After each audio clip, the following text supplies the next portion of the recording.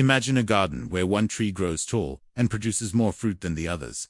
The wise gardener doesn't keep all the fruit for himself. He shares some with the hungry birds and neighbors, and by doing so, the garden becomes healthier and more beautiful. In Islam, that act of sharing is called Zakat, the third pillar of Islam. It is not just charity, it is a duty, a purification, and a way to balance society. The word Zakat means purification and growth. Just like pruning, a plant helps it grow better. Giving a small portion of wealth purifies the rest of it and makes it more blessed. Zakat is not optional, it is an obligation on every Muslim who has enough savings to meet the minimum requirement, called nisab. The standard rate of Zakat is 2.5% of a Muslim's savings over 1 lunar year. This may sound small, but when multiplied across millions of Muslims, it becomes a powerful force that can fight poverty and support those in need.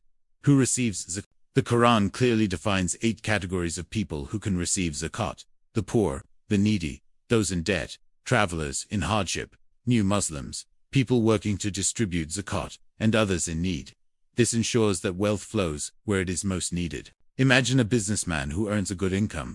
At the end of the year, he calculates 2.5% of his savings and gives it to struggling families. That money may help a widow buy food, or a student pay for education, or a sick person afford medicine. Another example, a farmer with stored crops gives a portion as zakat, ensuring that even those who cannot work have food on their table. Zakat doesn't just help others, it also helps the giver. It removes greed from the heart and teaches generosity. It reminds Muslims that wealth is not truly theirs. It is a trust from Allah. The Prophet Muhammad said, "Charity does not decrease wealth." In fact, many Muslims find that after giving zakat, their wealth feels more blessed, and their lives more peaceful. Difference between zakat and sadaqah. It is important to note that zakat is different from sadaqah. Sadaqah is voluntary charity. You can give any amount, at any time. Zakat, however, is mandatory, with specific rules and calculations. Together, they create a society where the rich support the poor, and no one is left behind.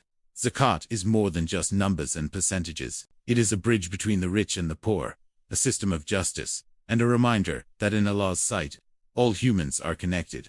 It purifies wealth, strengthens communities, and spreads mercy.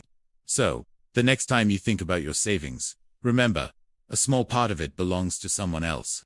Giving it is not a loss, is an investment in faith, community, and the hereafter. Stay tuned for the next episode, where we'll explore the 4th pillar Psalm, the fast of Ramadan.